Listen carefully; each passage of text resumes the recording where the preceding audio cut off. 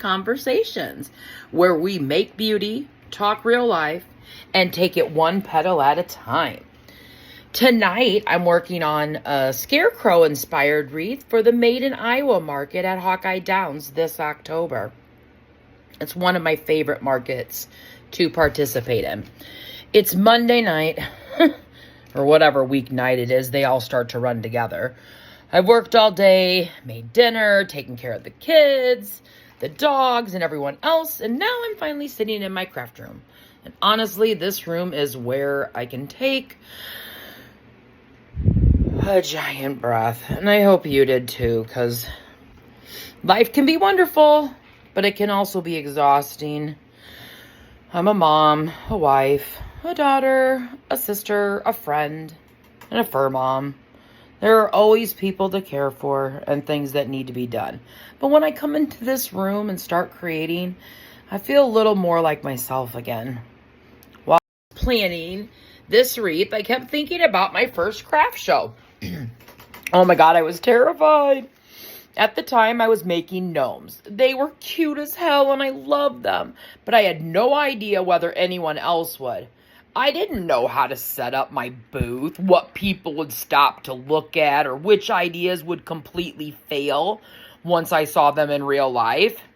And some of them absolutely failed. Things that looked amazing in my head did not look amazing when I set them up. But instead of treating this first show like a final exam, I started treating it like research. I mean, I watched people. And we all love to watch people. I mean, come on, people watching's fun. I listened to what they said. I noticed what made them stop and what they walked right past. Honestly, that experience taught me more than I could have learned by staying home and waiting until I felt ready. And trust me, I did that way too long. As I'm adding these petals one at a time, it reminds me of that. You place one, then another one. You step back and you kind of look at it, trim what needs trimming and adjust, and, you go on. You do not have to know exactly how the entire thing will turn out before you begin. That has been a hard lesson for me. I grew up believing that doing well meant getting things right the first time. Good grades, working hard, not disappointing anyone. And somewhere along the way, I started believing that if I did not succeed the first time, I had failed.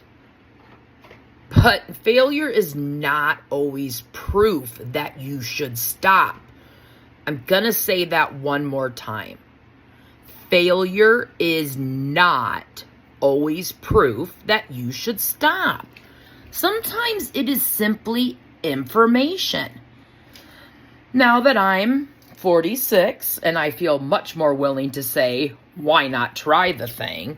Why not do it? Why not start a small business? Why not go to the craft show? Why not make the product? Why not post the video? Why not find out what happens? I mean, the first craft show was not perfect at all, but it was priceless. People stopped at my booth and said, that is so beautiful. I could stand here and look at it all day. And that stayed with me. It touched my heart because I realized I was not only making decor, I was creating a small moment of peace for someone. That became the heart of StewartCraftHouse. In a world that's often chaotic, it's peaceful to look at something beautiful. The world does not stop being chaotic. The responsibilities do not disappear. But sometimes beauty gives us a place to breathe for just a moment. And that is what crafting does for me. Crafting does that for me. Maybe crafting is not your thing. Maybe your first step is applying for something, starting a business, going on the date, taking the class, or doing something you have kept putting off because you're afraid you will not get it right. You probably will not get every part of it right. Do it anyway. Start before you feel ready. Pay attention, learn, and adjust.